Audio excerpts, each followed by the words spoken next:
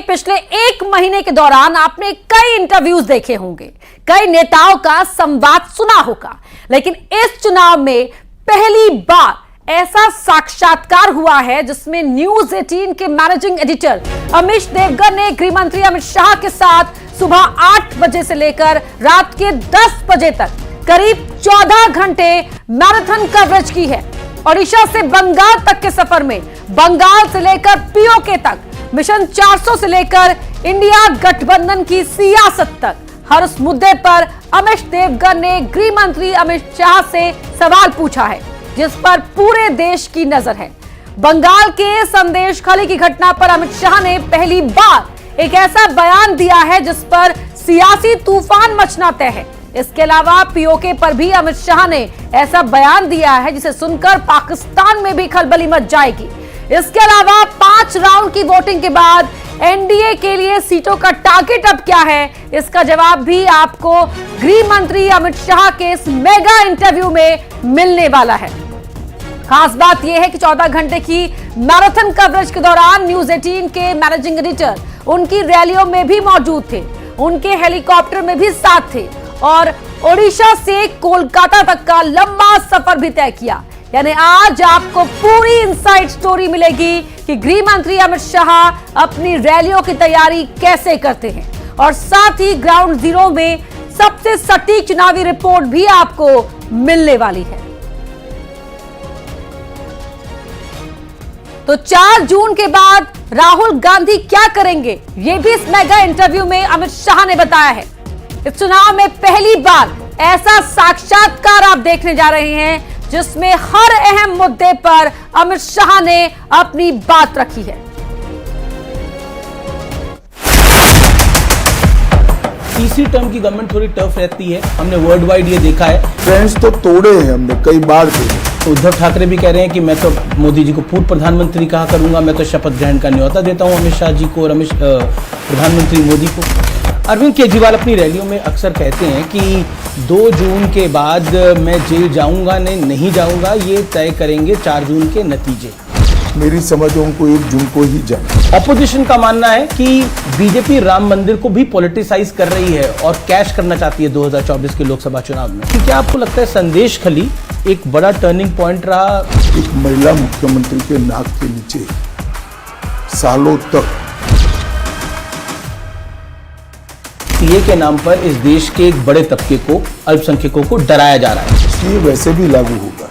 कांग्रेस कहती है कि देखिए फिर पाकिस्तान की बात बीच में ले आती है। पाकिस्तान की बात नहीं है।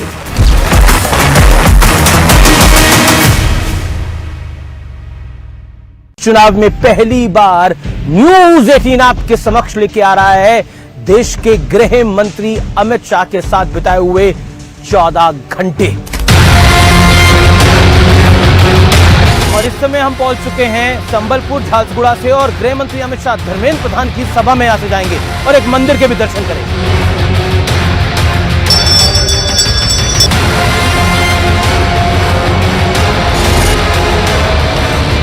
क्या तेलुगु स्टेट से और ओडिशा से भी एक बड़ा सरप्राइज आएगा अमित? आंध्र प्रदेश में हमारी एनडीए की सरकार बनने जा रही है। उड़ीसा में भी हम पूर्ण बहुमत के साथ सरकार बनाएंगे, इसमें कोई किंतु परंतु नहीं है।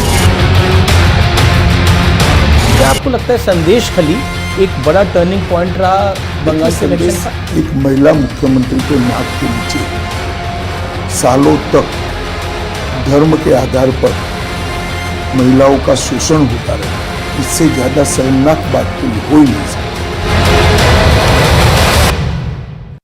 नमस्कार व्यूअर्स, मैं हूं अमीश देवगन और आज इस समय मैं मौजूद हूं ग्राउंड जीरो पर और मैं मौजूद हूं ओडिशा में और ओडिशा से हम जाएंगे पश्चिम बंगाल की तरफ। यानी कुल मिलाकर आज का पूरा दिन ग्राउंड जीरो पर मैं रहूंगा। लेकिन आज मेरे साथ कौन रहेगा ग्राउंड जीरो पर? इस चुनाव में पहली बार न्यूज 18 आपके समक्ष लेके आ रहा है देश के गृह मंत्री अमित शाह के साथ बिताए हुए 14 घंटे। जानने और समझने की कोशिश करेंगे कि उनकी चुनावी रणनीति क्या है, उनकी चुनावी रणनीति क्या है और क्यों उन्हें लगता है कि बीजेपी का नंबर इस बार 300 के पार यानी 350 के इर्द गिर्द हो सकता है, या फिर 5 चरण के चुनाव के बाद उन्होंने अपने एस्टिमेट को कुछ कम या फिर बढ़ाया है। तो आज पूरा दिन गृह मंत्री अमित शाह के साथ हम बिताएंगे, ओडिशा से लेकर बंगाल तक, और फिर उनके साथ विस्तार से बातचीत भी करेंगे। तो आज का ये कार्यक्रम, आज का ये एडिशन वोट पथ का बहुत बहुत इंपॉर्टेंट है न्यूज 18 पर।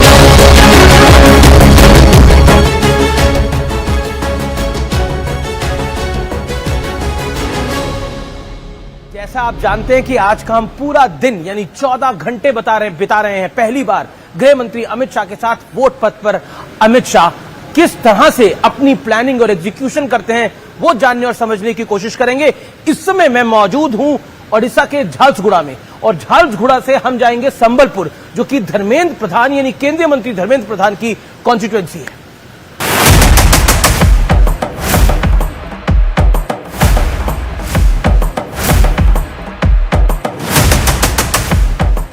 आज हम पूरा दिन बिता रहे हैं गृह मंत्री अमित शाह के साथ हम वोट पथ में, और अब हम झारसुगुड़ा से चलेंगे संबलपुर की तरफ।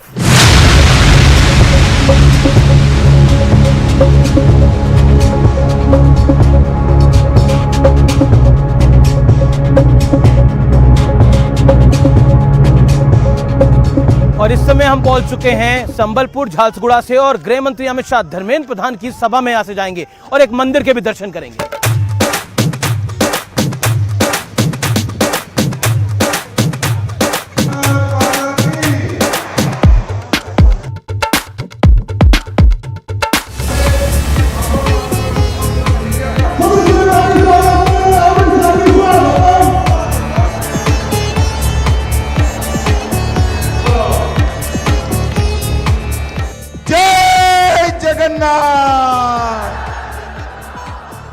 देश भर के मतदाताओं के लिए सिर्फ 400 पार का लक्ष्य है।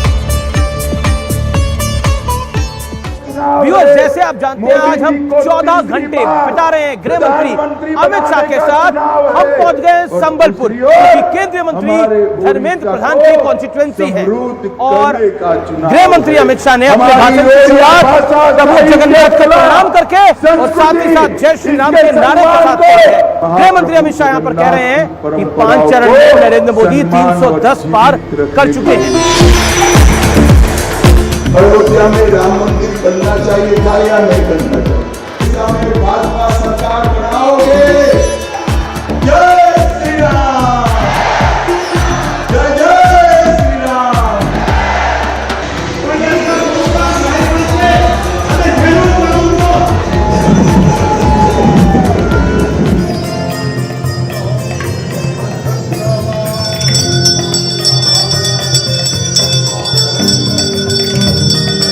और जैसा आप जानते हैं आज हम 14 घंटे बिता रहे हैं गृह मंत्री अमित शाह के साथ। हम पहुंच चुके हैं संबलपुर के समलेश्वरी मंदिर, और यहां गृह मंत्री अमित शाह पूजा अर्चना कर रहे हैं, और उसके बाद वो रवाना होंगे यहां से अपनी दूसरी पब्लिक मीटिंग के लिए।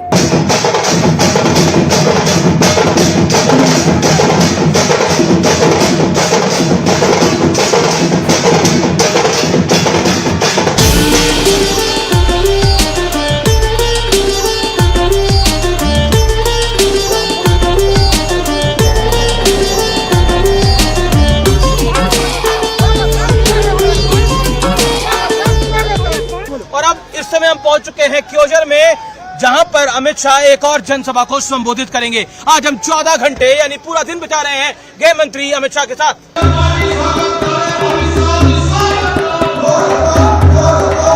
देखो भाई, 5 चरण में मोदी जी 310 से ज्यादा सीटें जीतकर सरकार बनाने का काम किया। अब छठे और 7वें चरण में 400 पार कराना है, 400 पार कराना है। और व्यूअर्स, इस समय हम क्योजर की जनसभा में हैं, जहां पर गृह मंत्री अमित शाह अपना संबोधन दे रहे हैं, और ओडिशा की अस्मिता की बात वो करते हैं, तो बहुत महत्वपूर्ण है। और दूसरी तरफ अमित शाह इस अपने संबोधन में ऊपर और नीचे यानी राज्य में बीजेपी की सरकार और केंद्र में मोदी की सरकार की बात करते हैं, और कहते हैं डबल इंजन की सरकार ओडिशा को आगे लेके जाएगी।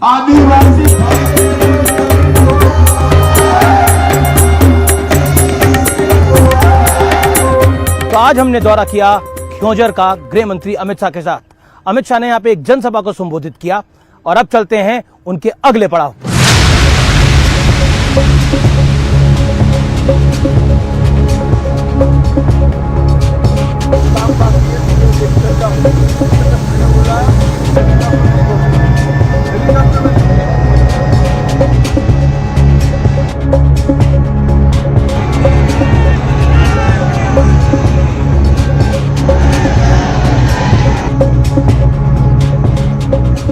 और अब हम पहुंच चुके हैं ढेंकनाल डिस्ट्रिक्ट में और इसके कामाख्या नगर टाउन में हम मौजूद हैं। चिलचिलाती धूप में दोपहर 3:30 बजे आप हुजूम देखिए पब्लिक का। ये गृह मंत्री अमित शाह की जनसभा के लिए है। लोग छतों पे भी हैं और उसके साथ साथ आप देख सकते हैं 3 से 4 पंडाल जो है वो भरे हुए हैं और इतनी बड़ी तादाद है लोगों की, आप देख सकते हैं और एक अलग जोश है। ओडिशा के ग्राउंड जीरो पर ऐसा लग रहा है कि वाकई भारतीय जनता पार्टी ने एक लेग वर्क करा है, ग्राउंड वर्क करा है। और अमित शाह जब राष्ट्रीय अध्यक्ष भारतीय जनता पार्टी के, तो उन्होंने यहाँ के रिमोट डिस्ट्रिक्ट तक में वो रुके, वहां का दौरा किया, संगठन की बैठकें करी। उसका एक असर है कि आज 2024 में भारतीय जनता पार्टी सबसे बड़ी चैलेंजर है ओडिशा के अंदर और नवीन पटनायक को खतरे की घंटी सुनाई दे रही।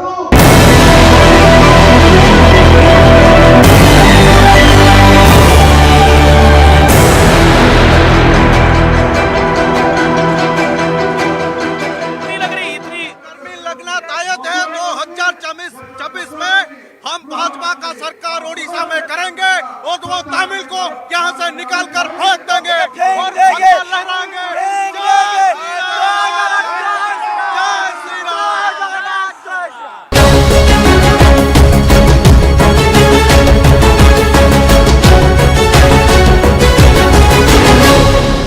जैसा आप जानते हैं कि आज हम पूरा दिन बिता रहे हैं गृह मंत्री अमित शाह के साथ। अमित शाह जी, आपका अभिनंदन है न्यूज 18 पर। प्रचंड गर्मी है और आप 150 से ज्यादा रैली और रोड शो कर चुके हैं। माहौल क्या दिख रहा है देश का? देखिए, पूरे देश का माहौल मैं 5 चरण में और उसके 2 महीने पहले से लगातार घूम रहा हूं। पूरे देश ने एक मन बना लिया है कि इस देश का सुकान, इस देश का पूरा सरकार चलाने का जिम्मा फिर से एक बार, तीसरी बार नरेंद्र मोदी जी के हाथ में देना है, फिर से प्रधानमंत्री बनाना है। लेकिन क्या इस बारी भारतीय जनता पार्टी को मेहनत ज्यादा करनी पड़ रही है? आपकी रैलियां भी ज्यादा हैं, प्रधानमंत्री की कार्यक्रम भी ज्यादा हैं, आपके रोड शो भी ज्यादा हैं, प्रधानमंत्री के भी ज्यादा हैं। इसके पीछे कारण? ज्यादा नहीं है, हर बार जितने ही है। और आपको जो दिख रहा है उसका एक अलग कारण है। हम इस बार बंगाल, ओडिशा, तेलंगाना, आंध्र प्रदेश, तमिलनाडु और केरल, जो भारतीय जनता पार्टी के लिए विजय की दृष्टि से थोड़े अनछुए क्षेत्र थे, वहां पर इस बार हमें सफलता मिल रही। तो स्वाभाविक रूप से जब क्षेत्र बड़ा होता है तो रीच भी बढ़ानी पड़ती है। तो मुझे तो बहुत अच्छा लग रहा है कि एक क्षेत्र है जो मैं अध्यक्ष था तब हम लोगों ने सब शुरुआत करा था संगठन बनाने का। मोदी जी की लोकप्रियता का प्रभाव ही है कि आज वहां पर कमल खिल रहा है। मैं यहाँ के कार्यकर्ताओं से बात कर रहा था, वो कह रहे थे कि आप यहाँ पर बाय रोड ट्रैवल करते थे इस इलाके के अंदर और 10 साल में अब आप नवीन बाबू को चैलेंज कर रहे हैं। देखिए, मैंने 14 से 19 में उड़ीसा के 15 जिले बाय रोड और होटल में रहे बगैर कार्यकर्ताओं के साथ बिताए। मैं कई बार आया हूँ एक मजबूत नींव के आधार पर, और मोदी जी की जो लोकप्रियता है वो लोकप्रियता को एनकैश कर पाए, इस प्रकार का संगठन बाद में नड्डा जी ने टेक ओवर किया। तो इस प्रकार का संगठन जो बना है वो मुझे तो बड़ा आनंद है कि आज मोदी जी पर जो उड़िया जनता का भरोसा है, तेलुगु जनता का जो भरोसा है, वो देखकर मन में बहुत बहुत आनंद होता है। क्या आपको लगता है, क्योंकि आपने तेलुगु जनता की बात करी, तेलुगु स्टेट्स, ओडिशा, क्या आपको लगता है इस बारी भारतीय जनता पार्टी यहाँ एक बड़ा सरप्राइज देने वाली है? प्रधानमंत्री ने मेरे साक्षात्कार में भी बोला एक बड़ा सरप्राइज आएगा दक्षिण भारत से। क्या तेलुगु स्टेट से और ओडिशा से भी एक बड़ा सरप्राइज आएगा अमित जी? कोई सरप्राइज नहीं है, अब सर्वविदित है, मतदान हो चुका है तेलुगु स्टेट्स में। आंध्र प्रदेश में हमारी एनडीए की सरकार बनने जा रही है। उड़ीसा में भी हम पूर्ण बहुमत के साथ सरकार बनाएंगे, इसमें कोई किंतु परंतु नहीं है। और 17 सीटें लोकसभा की भारतीय जनता पार्टी जीत रही है। जी, पहले कुछ चरणों में मतदान कम हुआ, 5 चरण अब लगभग समाप्त हो गए हैं, मतदान थोड़ा कम दिख रहा है। क्या उसका इम्पैक्ट पड़ेगा, क्योंकि एक नैरेटिव बिल्डिंग हुई, उसका नुकसान भारतीय जनता पार्टी को पहुंच रहा है, ऐसा विपक्ष कह रहा है। नुकसान वगैरह तो कोई नहीं पहुंचता है। शुरुआत में मैं भी चिंतित था जी, जब इसको दूर से देखते थे। जब मेरा चुनाव पैक हुआ जी, मेरे खुद की कॉन्स्टिट्यूएंसी का, तब मालूम पड़ा कि कांग्रेस का वोटर निकल ही नहीं रहा है। लो मतदान का अगर कोई एक कारण है तो इंडी अलायंस के समर्थक में घोर निराशा है। वो मानकर चल रहे हैं मोदी जी प्रधानमंत्री बनने जा रहे हैं, हमें नहीं देना है। तो भारतीय जनता पार्टी की सीटें भी बढ़ेगी और मार्जिन भी बड़े होंगे। आप देखना, हम 400 पार करने जा रहे हैं। जी, चुनाव से पहले बीजेपी और बीजेडी के अलायंस की बात थी, वो अलायंस नहीं हुआ और बीजेडी ने केंद्र की सरकार में भारतीय जनता पार्टी का कई मुद्दों पर साथ दिया। लेकिन अब तो आप नवीन बाबू को बाय बाय करने की, यानी मुख्यमंत्री के तौर पे हटाने की बात कर रहे हैं। देखिए, हमारा और बीजू जनता दल का कभी भी अलायंस नहीं रहा। अलायंस कुछ पत्रकारों ने बना दिया और कुछ नवीन बाबू के कैंप से अफवाहें फैलती थी। नवीन बाबू ने हमें हमेशा इश्यू बेस्ड समर्थन दिया है और इश्यू बेस्ड समर्थन तो कोई भी दे सकता है, क्योंकि अंततोगत्वा पॉलिटिक्स में किसके सामने चुनाव लड़े हैं इसको ध्यान में रखकर अपना मत या अपना पक्ष तय नहीं करते। इश्यू देश के भले में है या भले में नहीं है, इसके आधार पर करना चाहिए। और मैं मानता हूं कि ओडिशा विकास की रेस में काफी पिछड़ चुका है।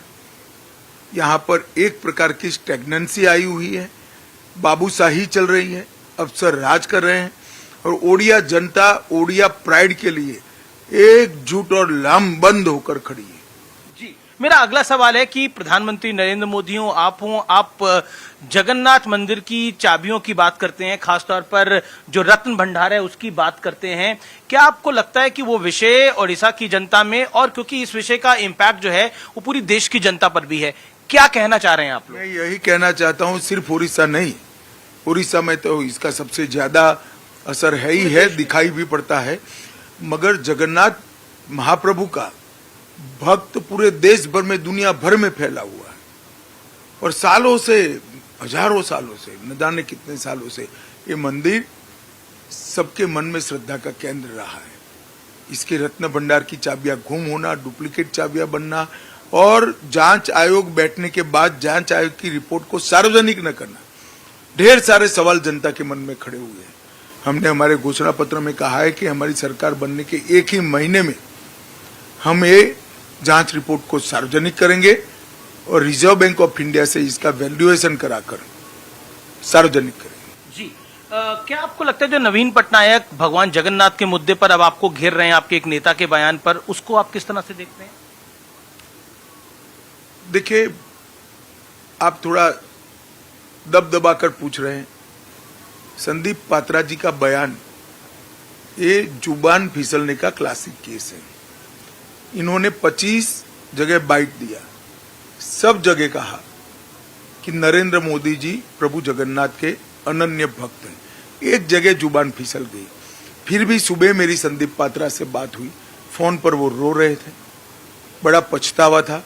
इन्होंने कहा कि साहब मैं 3 दिन तक उपवास करने वाला हूं और 3 दिन के बाद प्रभु जगन्नाथ का क्षमा मांगूंगा, मुझसे बड़ी गलती हो गई है।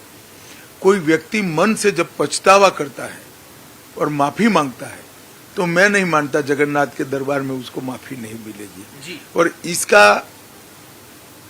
एक गलती का परिमार्जन केवल और केवल जगन्नाथ ही कर सकते हैं, नवीन बाबू की पार्टी नहीं कर सकती। जी, राहुल गांधी ने खटाखट गरीबी हटाने की बात कही थी, इसको आप किस तरह से देखते हैं? क्या आपको लगता है ये एक पॉलिटिकल स्टेटमेंट है चुनावों के मौसम में? नहीं, पॉलिटिकल स्टेटमेंट नहीं है, सिर्फ खटाखट की व्याख्या मैं कर देता हूं। इंदिरा गांधी जी ने गरीबी हटाओ का नारा दिया था 70 के दशक में जी। और हम है 2024 में, तो उनकी खटाखट की ये व्याख्या है। इंदिरा गांधी जी ने जो नारा दिया था वो अभी उनका पोता पूरा करने की बात कर रहे हैं। भाई आपके नारों पर कौन विश्वास करेगा, जबकि मोदी जी ने करोड़ों गरीबों के जीवन स्तर को उठाने का काम किया। 10 करोड़ लोगों को गैस का सिलेंडर दिया, 12 करोड़ शौचालय दिए, 14 करोड़ लोगों को नल से जल दिया, 80 करोड़ लोगों को 5 किलो अनाज फ्री दे रहे हैं, 60 करोड़ लोगों को आप 5 लाख का दवाइयों का पूरा खर्चा फ्री ऑफ कॉस्ट दे दिया, 4 करोड़ घर ही दे दिया, 6.5 करोड़ घरों में बिजली दे दी। ये खटाखट होता है। इनकी खटाखट की व्याख्या 5 दशक लंबी है, हमारी खटाखट की व्याख्या 10 साल की है और अगले 5 साल में 100% सैचुरेशन आएगा। जी, तो गृह मंत्री अमित शाह के साथ आज हम पूरा दिन बिता रहे हैं, समझने की कोशिश कर रहे हैं कि उनके माइंड में कौन सा नंबर चल रहा है, वो भी हम आपको आगे बताएंगे। आप देखते रहिए हमारा ये वोट पथ गृह मंत्री अमित शाह के साथ।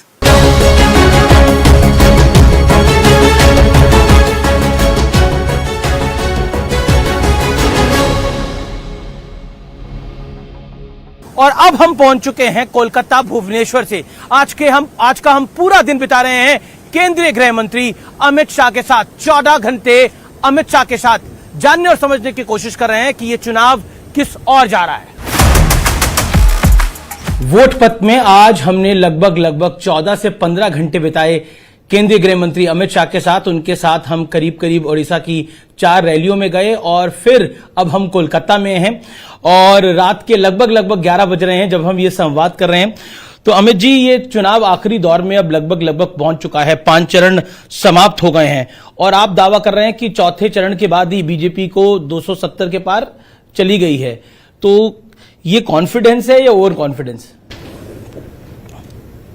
मैं मानता हूं कि हमारी स्थिति काफी अच्छी है, हम 400 पार करेंगे।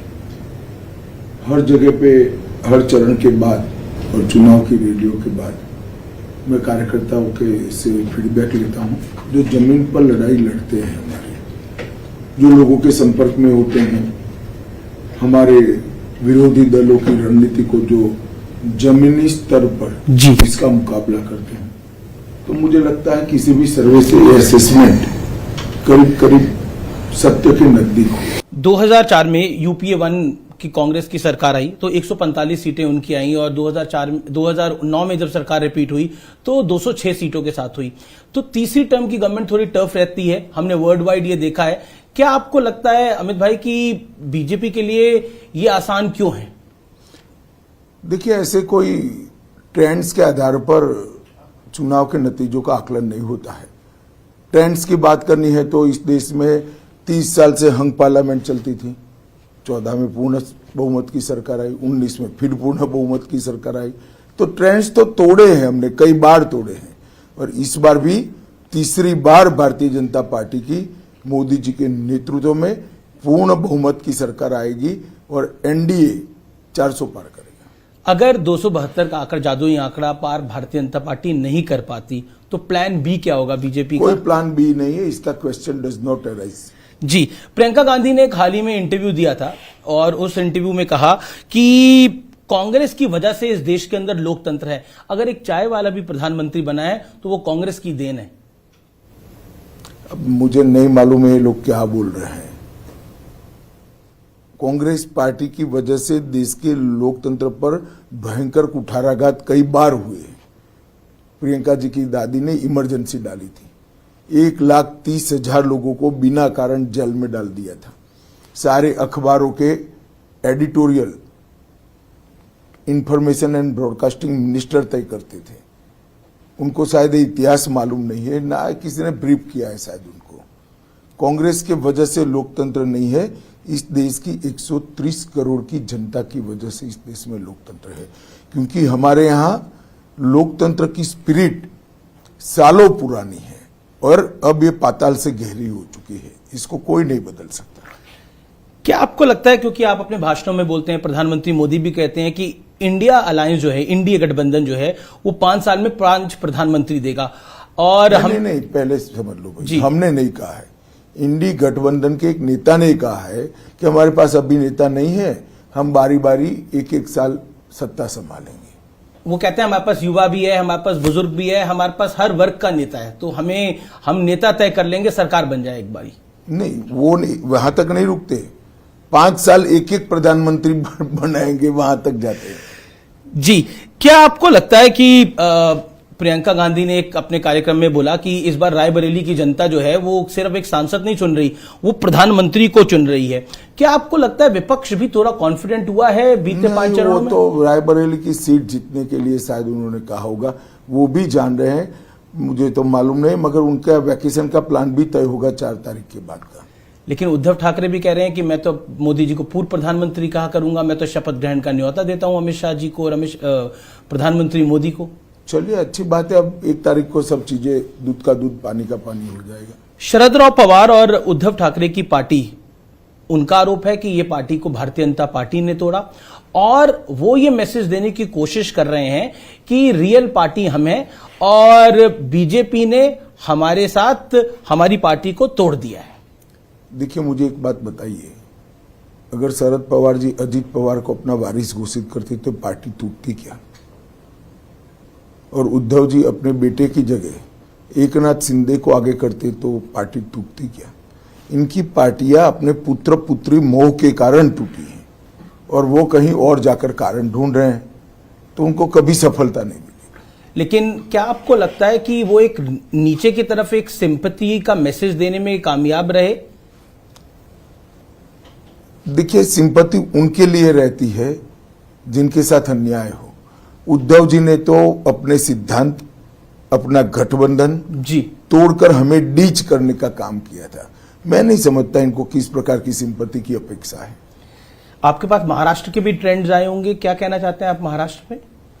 देखिए, महाराष्ट्र में कमोबेश हम हमारी स्थिति को बनाकर रखेंगे, इसमें कोई बड़ा उलटफेर नहीं होगा। आपकी टैली इंप्रूव हो सकती है महाराष्ट्र में? अभी बाकी है थोड़ा चुनाव, परंतु मैं मानता हूं कि हम हमारा बेस बनाकर रखेंगे। रैली में आपने बोला कि अरविंद केजरीवाल एक यू टर्न नेता है, किस कारण से आपने बोला? इन्होंने कहा था कि हम भ्रष्टाचार के खिलाफ लड़ाई लड़ रहे हैं, पॉलिटिक्स में कभी नहीं आएंगे, और फिर पॉलिटिक्स में आगे पार्टी बनाई। अन्ना बेचारे डालेगांव सिद्धि चले गए, फिर कहा मैं कभी मुख्यमंत्री नहीं बनूंगा, 3 बार मुख्यमंत्री बन गए। इन्होंने शपथ पत्र पर कहा था हम सरकारी सुविधाएं नहीं लेंगे, बंगलो भी ले लिया, गाड़ी भी ले लिया, सिक्योरिटी भी ले ली, और बंगलो ऐसा बना दिया कि जो 2-3 बंगलों को तोड़कर गैर कानूनी तरीके से अपना बंगलो बनाने का उन्होंने काम किया है। मैं मानता हूं कि ये सारी चीजें यू टर्न से भी बड़ी भयानक है। उन्होंने कांग्रेस के करप्शन के खिलाफ बात करी, उन्होंने कहा कि मैं आऊंगा तो शीला दीक्षित के करप्शन में वो जेल में जाएगी। आज वही कांग्रेस के साथ मिलकर वो हमारे सामने चुनाव लड़ रहे हैं। तो सीरीज ऑफ यू टर्न लेने का काम श्री केजरीवाल ने किया है। अरविंद केजरीवाल अपनी रैलियों में अक्सर कहते हैं कि 2 जून के बाद मैं जेल जाऊंगा नहीं जाऊंगा, ये तय करेंगे 4 जून के नतीजे। इंडिया अलायंस अगर सरकार में आता है तो मुझे जेल नहीं जाना पड़ेगा। जहां तक मेरी समझ है, उनको 1 जून को ही जाना है, सरेंडर करना है, तो 4 जून को तो वो जेल में ही होंगे। लेकिन आपने भी एक स्टेटमेंट दी कि ये स्पेशल ट्रीटमेंट है। नहीं, मैंने तो जजमेंट के बारे में जी, केजरीवाल जी के बारे में नहीं किया है। क्यों आपको लगता है कि जजमेंट खास है? देखिए, किसी भी व्यक्ति को अपने कामकाज के लिए इस तरह से इंटरिम बेल नहीं मिला है। मानो कोई चार्ट अकाउंटेंट होगा, कोई इंडस्ट्रियलिस्ट होगा, कोई किसान की बुआई का समय हुआ होगा, कोई हज्जाम की दुकान चला रहा होगा, तो उनके भी तो कामकाज है, उनको इस प्रकार के इंटरिम बेल कभी नहीं मिले। कांग्रेस के संदीप दीक्षित ने भी यही बात बोली कि अगर इस तरह की बेल मिलेगी तो कल तो कोई और अगर कोई गिरफ्तार होगा तो वो बेल मांगेगा तो देनी पड़ जाएगी। फिर मुझे मालूम नहीं है, मगर कहा है तो सही ही कहा है। मेरा अगला आपसे सवाल है, क्या आपको लगता है कि कांग्रेस और आम आदमी पार्टी का गठबंधन दिल्ली में खास तौर पर, क्योंकि अब उसमें वोटिंग होनी है, वहां आपको दिक्कत? हम 7 की 7 सीटें जीतेंगे। कहीं देखो अमित जी, जहां एक पार्टी का शेयर 50% से ज्यादा हो जाता है जी, तब सामने कितनी पार्टियां एकत्रित हो जाती इसका कोई महत्व नहीं रहता। दिल्ली के दोनों चुनाव में हम 50% से ज्यादा वोट शेयर प्राप्त किए। जी, इस बार भी आपको लगता है कि जी, निश्चित 2019 रूप से हम रिपीट 7 की 7 सीट जीतेंगे। अगला सवाल मेरा है राम मंदिर को लेकर। क्या आपको लगता है कि आप बार बार राम मंदिर का जिक्र लेकर आते हैं, प्रधानमंत्री राम मंदिर का जिक्र लेकर आते हैं, आपके कार्यकर्ता नेता राम मंदिर के नारे लगाते हैं, ऑपोजिशन का मानना है कि बीजेपी राम मंदिर को भी पॉलिटिसाइज कर रही है और कैश करना चाहती है 2024 के लोकसभा चुनाव में? देखिए, ये मुद्दा तब खड़ा होता है जब इन्होंने राम मंदिर की प्राण प्रतिष्ठा में हिस्सा नहीं लिया। अगर वो ले लेते तो वहीं पर बात समाप्त होनी। उनको देश की जनता को बताना चाहिए कि राम मंदिर की प्राण प्रतिष्ठा में वो लोग क्यों नहीं गए। ये एपीसमेंट की पॉलिटिक्स करने के लिए नहीं गए। इसलिए बार बार ये मुद्दा चुनाव में मुद्दा बन जाता है। जी, आप अपनी रैलियों में अक्सर बात करते हैं और कहते हैं, आरोप लगाते हैं कि विपक्ष जो है वो इस देश को शरिया के हिसाब से चलाना चाहता है। ये हमारी बात नहीं है, उन्होंने ही कहा है, अपने घोषणा पत्र में कहा है कि हम पर्सनल लॉज को इंट्रोड्यूस करेंगे। तो पर्सनल लॉ कौन सा है भाई? एक ही है, मुस्लिम पर्सनल लॉ। लेकिन कांग्रेस से मैंने सवाल पूछा, उन्होंने बोला मिस रिप्रेजेंट कर रही है भारतीय जनता पार्टी हमारे घोषणा पत्र। तो वो पर्सनल लॉज के क्या कहना चाहते हैं उसकी स्पष्टता करे देश की जनता के सामने कि हम मुस्लिम पर्सनल लॉ की बात नहीं कर रहे हैं। उनको कर देनी चाहिए स्पष्टता। लेकिन फिर आप भी तो अपना वोट बैंक साध रहे हैं इससे। नहीं, वोट बैंक कहां से सधेगा हमारा? मुस्लिम वोट बैंक वो साधने का प्रयास करें। हम तो आप दूसरा, मेरा सवाल है, आप ऐसा नहीं है भाई। उनके घोषणा पत्र में जो चीज है इसको हम जनता के सामने रख रहे हैं। बंगाल में ममता दीदी के गढ़ को इस बार आप बहुत बड़े तरीके से चैलेंज कर रहे हैं।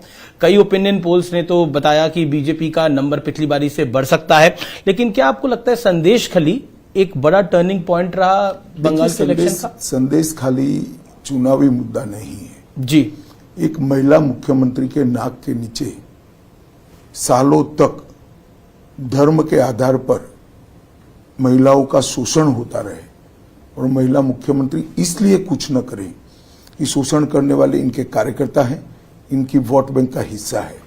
इससे ज्यादा शर्मनाक बात कोई हो ही नहीं सकती। ये इलेक्शन का मुद्दा नहीं है, ये देश की सुचिता का मुद्दा है। शासन किस तरह से चलना चाहिए? आपकी वोट बैंक को एड्रेस करने के लिए महिलाओं का आप शोषण करने दोगे? हम निश्चित रूप से इस मुद्दे को इलेक्शन के समय में भी और इलेक्शन के बाद भी बंगाल की जनता के बीच में ले जाएंगे। अक्सर आप बंगाल में अपनी रैलियों में ममता बनर्जी का जो नारा है मां माटी मानुष, उसको आप बदलते हैं और कहते हैं कि अब मुल्ला मदरसा और माफिया की खातिरदारी हो रही है। क्यों? एक बंगाल के युवा ने मुझे भेजा था जी, मेरे पास व्हाट्सएप मैंने सेव कर रखा है जी। तो ये तो जनता की फीलिंग है। क्या आपको लगता है कि सीए के नाम पर, क्योंकि आप देश की गृह मंत्री भी है, सीए के नाम पर इस देश के एक बड़े तबके को, अल्पसंख्यकों को डराया जा रहा है? बंगाल में कहा जा रहा है कि अमित शाह अगर जीत गया, यानी बंगाल में अगर भारतीय जनता पार्टी जीत गई तो सीए लागू होगा और चुन चुन के निकाला जाएगा। सीए वैसे भी लागू होगा और सीए किसी को निकालने का कानून है ही नहीं। सीए भारत सरकार का कानून है, देश की संसद ने पारित किया है और पूरे देश में वो अप्लाई हो रहा है। आज हम आपके साथ ओडिशा में थे, आपकी कई जनसभाएं हुई, भारी भरी धूप में भी काफी जनता जनार्दन थी वहां पर। एक मुद्दा जो कि भारतीय जनता पार्टी वहां पर उठा रही है वो है कि ओडिशा में ऑफिसर वर्सेस पॉलिटिशियन को मुद्दा बना रही है। क्या आपको ऑफिसर से समस्या है? मुझे कोई समस्या नहीं है। ओडिया जनता के अंदर ये समस्या है जी कि उड़ीसा पर तमिलनाडु से आए हुए ऑफिसर कैसे शासन कर सकते हैं, एज अ अफसर नहीं, as a politician, as a मुख्यमंत्री। और वहां पर जनता में उड़िया प्राइड का मुद्दा बना हुआ है। अब उड़ीसा की जनता ने तय करना है। हम तो जनता की आवाज को रिप्रेजेंट कर रहे हैं। और उड़ीसा में को लेकर आप कितने कॉन्फिडेंट हैं? विधानसभा इलेक्शन भी है, उधर लोकसभा इलेक्शन भी है, सीटों का नंबर? देखिए, 17 से ज्यादा सीटें भारतीय जनता पार्टी की लोकसभा में आएगी और हम निश्चित रूप से वहां पूर्ण बहुमत की सरकार बनाएंगे। जी, मैं कश्मीर की बात करते देता हूं। कश्मीर में नरेंद्र मोदी की सरकार ने बहुत काम किया है और इस बार बम्पर वोटिंग भी हुई है। इसको आप किस ढंग से देखते हैं? क्या ये वर्ल्ड को अराउंड द ग्लोब भी एक बड़ा स्ट्रांग मैसेज है भारत की तरफ से? निश्चित रूप से है। देखिए, जो लोग आजादी की बात करते थे, जो लोग अलग संविधान की मांग करते थे जी, वो लोग आज भारतीय संविधान के तहत जो चुनाव हो रहा है उसका हिस्सा बने हैं और स्वागत योग्य है। और घाटी की जनता ने भी बढ़ चढ़कर वोटिंग की है। सारे रिकॉर्ड टूटे हैं। पिछले कई सालों के 33 सालों में सबसे ज्यादा वोटिंग अब हुई है। तो मैं मानता हूं ये बहुत अच्छी बात है, कश्मीर के लिए भी अच्छी है, देश के लिए भी अच्छी जी। बार बार आप एक मुद्दा उठाते हैं अपनी रैली में, पीओके का। पीओके को आप कहते हैं ये भारत का हिस्सा है। क्या आप इसको पॉलिटिकल इशू बनाना चाहते हैं? 2024 के चुनाव का बना दिया है आपने? अरे पॉलिटिकल इश्यू नहीं है। आप क्या मानते हो पीओके भारत का हिस्सा नहीं है? भारत का ही है। वही भारत की संसद का प्रस्ताव है कि पाक ऑक्यूपाई कश्मीर भारत का हिस्सा है। इसमें पॉलिटिकल क्या है? कुछ पॉलिटिकल नहीं है। ये हमारा देश का स्टैंड है। आप भी तो कह रहे हो पीओके भारत का हिस्सा है, क्योंकि तो वही तो मैं कह रहा हूं। लेकिन चुनावी रैली में इसका जिक्र करना, तो इसमें क्या है? सत्य चुनावी रैली में नहीं बोला जाता क्या? असत्य ही बोला जाता है। कांग्रेस कहती है कि देखिए फिर पाकिस्तान की बात बीच में ले आती है। पाकिस्तान की बात नहीं है, पाक ऑक्यूपाई कश्मीर की बात है। कश्मीर की बात है। हरियाणा को लेकर आपकी रीडिंग क्या है? क्या आपको लगता है वहां पर कोई जाटों का बड़ा विषय है? हरियाणा में हमारी पोजीशन है वो संभाल कर रखेंगे। इसमें मैं कोई बड़ा डिटोरिएशन नहीं देख रहा। जी, मेरे आखिरी 2 सवाल हैं। धारा 370 हटाना एक ऐतिहासिक फैसला था। बतौर गृह मंत्री जब आप अपनी पूरी कार्यकाल को देखते हैं बीते 5 साल के अंदर, आपको लगता है कि ये एक बड़ा चैलेंज भी था आपके लिए? नहीं, अब हट ही गया, शांति भी है। 5 साल हो गए, अच्छा चल रहा है। जी, इस चुनाव में आपको हमने कई चुनावों में देखा, लेकिन अमित शाह, लेकिन इस बार आपको आपके जो चाहने वाले हैं, आपको जो पसंद करते हैं, वो अमित काका के रूप में भी जानने लग गए। तो क्या कहना चाहते हैं आप? ये मैं रैलियों में भी देख रहा था आज। अच्छा लगता है, युवा बच्चे इस तरह से पुकारते हैं थोड़ा सा। जी, अमित शाह जी, फाइनल नंबर आपका क्या है? हम 400 पार करेंगे। और बीजेपी का नंबर क्या होगा? बीजेपी का नंबर अभी 7वें चरण के बाद ही असेसमेंट आ पाएगा, परंतु हम निश्चित रूप से 400 पार कर रहे हैं। अमित शाह जी, आपने हमें अपना वक्त दिया, आज पूरा दिन हमने आपके साथ बिताया, इसके लिए आपका बहुत बहुत धन्यवाद। और उम्मीद करते हैं कि लोकतंत्र के इस महापर्व में आपको कामयाबी मिले। धन्यवाद। धन्यवाद।